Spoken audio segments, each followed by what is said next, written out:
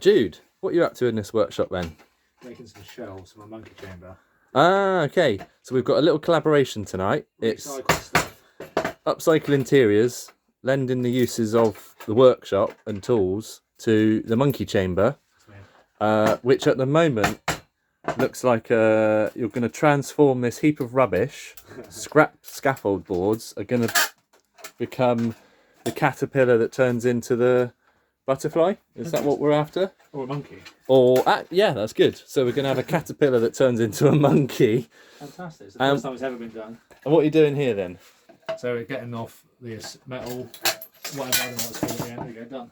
Edge banding of scaffold boards. Edge band, there we go. I don't think you can keep that one. You want to save one. That is not keepable. That looks good, yeah. So in terms of making something from potential rubbish into something good, would you say that you could link that as a kind of a therapy link to the monkey chamber? Like you're doing something physical, you're gonna make something. Would you say that helps in mental health to actually achieve something at the end of that day? I've definitely heard about lots of like old single men sort of going over their like work sheds and stuff that they do, which is because that's how men like talk to each other and stuff, isn't it? Like blokes gonna go, well, I need to do something. I need to, like, you know, you and I will go for a bike ride and then we'll talk and stuff. If you go, let's meet up for a cup of tea, you're like, yeah, it's not. Or really... physically achieve something at the end of the day. You say, look, I've done something. It exists. It's real.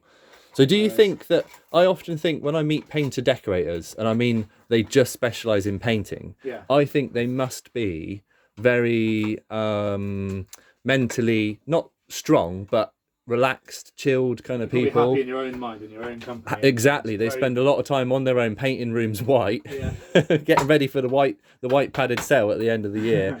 But do you think that could be true? Like people that work with anything physical, not sat at a computer, I mean, where they can actually see a physical, at the end of the day, I have done something and achieved something. Do you think that the job satisfaction on that, and therefore the mental health, could be in those types of jobs much easier to achieve? I think it's like I've said in my podcast about how doing exercise is just really good for you. Like I'd forgotten how good it was just for your body, but as well for your mind. Yeah. It's because you go into that kind of.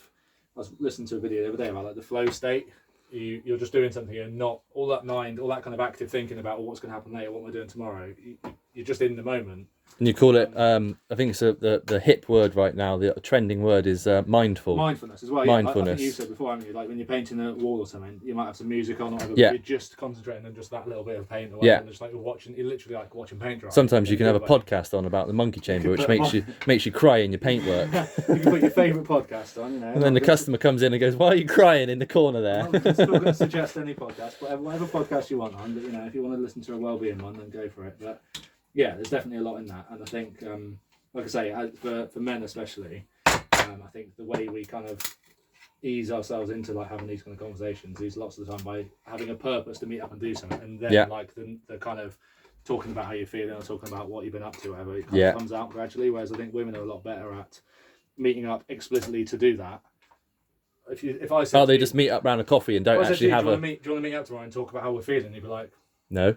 What's going on? What the fuck's going on? Like, it's just weird, isn't it? Whereas, and that's just socialization, you know. Like, it's not anything genetic. I don't think it's just how we work as a species. Sorry, go on. I was just going to say, like you said earlier, about making something rubbish into something good as well. I think there is a nice kind of aspect of that, just in terms of like environmentalism and all that kind of sort of hippie side of stuff. I can quickly plug the Upcycle Interiors business that I've got. I mean, that is why I am passionate about upcycling and reusing materials, because the satisfaction of making something rubbish into something good, something that was basically no one can see the potential of it, and it is landfill. To 99% of the population, it's landfill, it's rubbish. And people give me weird looks. They're like, what are you doing with that? You almost got me with a nail in the eye then. What are you doing with that rubbish? And then I kind of go into my cocoon for about 3 days, banging and crashing. God, more nails are flying. Banging and crashing. 3 days later, out comes a beautiful butterfly. And they go, well, I didn't ever imagine you could make something out of that rubbish, which is exactly what we're doing here. This is definitely rubbish, this one. So bringing it back to the monkey chamber itself, how would you say the process has been for you? Obviously, it was a room which had lots of attached history and emotions and feelings. I'm not talking about the clearing out the junk and the boxes. I mean the actual physical, like, doing that as a project. How have you found that, and would you recommend it? Is it stressful? Do you enjoy it? Do you want to do more of it, or do you think it's just a necessary evil to get the room how you wanted it? It's kind of both. It's like I've really enjoyed it. It's been really good for me. It's kind of like a cleansing of like a load of shit that's been in there for literally 5, 6, 7, I think 7 years probably. But if it's not including all that stuff. I mean, as the room itself, if you had to do it to the living room or the bedroom or something that didn't have the cleansing it's side the same, to I it. think it's like going for a massage or going for like a pamper day at the spa or something. It's like a fresh lick of paint. People redecorate their houses or buy a new car or something like that. I think without being sort of a consumerist about it, just sort of taking care of yourself in that way of kind of going like a spring clean. Exactly, like a spring clean. Yeah, exactly. It's like a slight upgrade from like doing the hoovering or washing the bath or all those kind of day-to-day maintenance things. It's like a kind of let's actually take care of myself. Let's actually make sure the space I'm living in is nice, and like go back to the Jordan Peterson thing about tidying your room and having like you design what's in your house. You design especially what's in your bedroom, but other rooms, and by having chaos in there, by having things that you're like, oh, it's not very nice, it's dusty, it's like messy.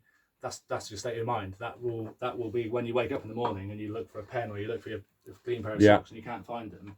I've mentioned that today in one of my TikToks. Just having processes and systems can help you to be organised. It sounds really geeky and boring, but it's a bit like you hear about some CEOs or Bill Gates, for example. I don't know if he was one of them. I think the guy who set up Apple, I think he just had 5 sets of white shirts and blue trousers.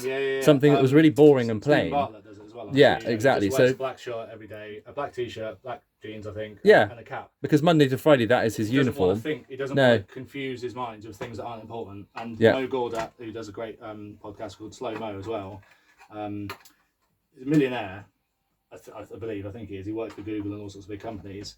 I think he's single now. Having been divorced in like his probably 50s, and he would just wear, I think he calls them like $4 t-shirts, and he just goes on these dates and goes like, "This is what I wear. If you want some impressive, like posh." I know I'm going off topic a bit here, but just that kind of theme of simplifying things a little bit and keeping things using your brain organised and using your brain for other things. I do say that, and it makes me sound stupid, but I appreciate the fact that I've got a limited brain capacity and I don't want to waste it on something that isn't important, and that's how I describe it to other people. It's like there's time and energy, and I'm intelligent enough, but I don't want to. You're not.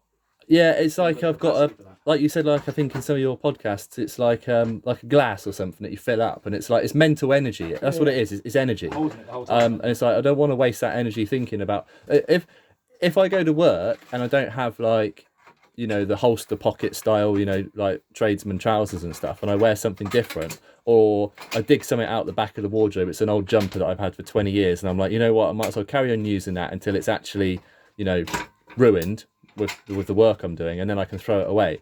And then it throws me out for the rest of that day because I'm not in my normal system. I suddenly go to reach for where my tape measure always is, or where my pencil always is, or my keys. I've got, like, if I wear tracksuit trousers, I go to clip my keys onto my pocket, go to the back and forth to the van all day to get tools, and suddenly my keys aren't in a normal place. All these little tiny things, they just throw you out. And it's like, it sounds so geeky to have like people wearing like they are the vanilla man or the grey man, and it sounds so boring, but I completely get it. I see where they're coming from. It depends on what you're doing. Like if your job or your lifestyle or your personality, you're into fashion and things like that, or you're into those things. It's like I'm not bashing that at all. It's just and especially if you're in an office, it doesn't matter what you're wearing. I mean, it matters in terms of like what you look like, but it doesn't matter that you can't find your tape measure clipped on your pocket. Yeah, exactly. It depends, doesn't it? But going back to saying about tidying that space or giving it a lick of, like the spring clean almost. I think it's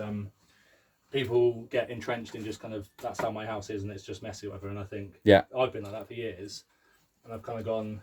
Well, that's like it spreads as well. Like I'm doing that room, but I'm also having to do other rooms at the same time because I need to find somewhere where that stuff goes. I need to kind of go. Well, this cupboard can be used now for the stuff I'm moving out of here, so now I need to do that, and it kind of like spreads and spreads, which has been stressful as well because it now means like you've got to break some eggs to make some omelettes. The rest of the house is in a little bit of a state, which was stressing me out a couple of weeks ago because I was like, well, now the rooms that I work are nice, like my living room where I work and everything was nice and neat, and now it's just got loads of stuff in it. But then you've got the light at the end of the tunnel. You're almost there. I'm getting there with it, and I'm gradually moving stuff. And I put a piece of furniture in the other day, like a Welsh dresser, and moved probably like a third of the stuff back in, and then created a bit of space in those other rooms. And it's kind of, So you'd say that decorating in one room is like a big spring clean, a heavy duty deep clean. And I think, like I say, it kind of has impacts onto other things. I think it kind of helps you organise, it helps you tidy the rest of the room, even if you're picking just that room on its own.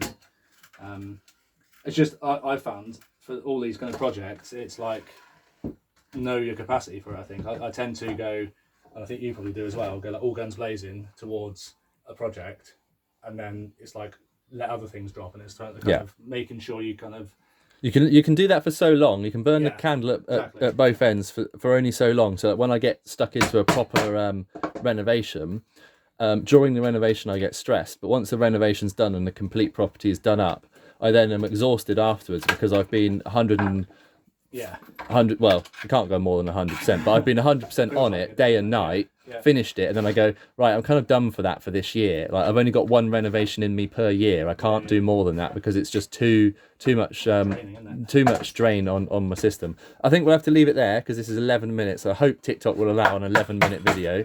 Mammoth TikTok coming up. But yeah, that's from the Monkey Chamber, Upcycle Interiors.